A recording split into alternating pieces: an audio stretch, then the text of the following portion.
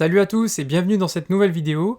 Dans les épisodes précédents, on avait appris à calculer le volume d'un solide, mais on avait vu que les centimètres cubes, les mètres cubes, c'était des unités qui n'étaient pas vraiment parlantes pour nous.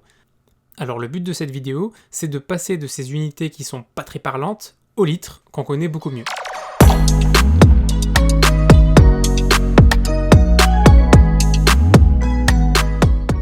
Alors il y a une technique, il y a une astuce, il y a un truc, c'est d'imaginer une piscine qui aurait la forme d'un cube de dimension 1 sur 1 sur 1.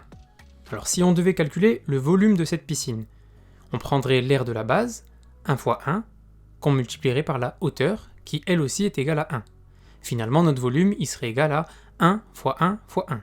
Ça nous ferait 1 mètre cube.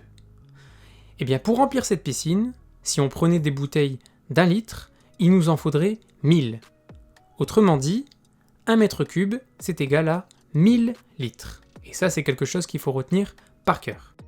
Et en gardant cette technique en tête, ce sera très facile de compléter le tableau. N'oubliez pas que dans chaque unité, on a 3 colonnes. Il suffit de placer le 1 de 1 mètre cube dans la troisième colonne correspondant au mètre, et se rappeler que 1 mètre cube, c'est égal à 1000 litres. Donc on complète avec 3 zéros. Et une fois qu'on a complété le troisième zéro, on peut venir inscrire l'unité litre. Ça veut dire que maintenant, dès que vous aurez calculé votre volume, que ce soit en mètres cubes, en centimètres cubes, etc., il suffira de le placer dans le tableau et de compléter avec des zéros jusqu'à atteindre l'unité litre.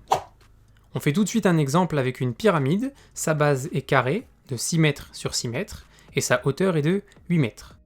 On commence avec l'aire de la base. L'aire est égal à 6 fois 6, ça fait 36 mètres carrés.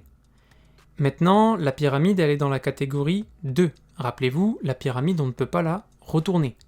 Donc la formule du volume, c'est V égale R de la base fois hauteur divisé par 3. N'oubliez pas votre division par 3.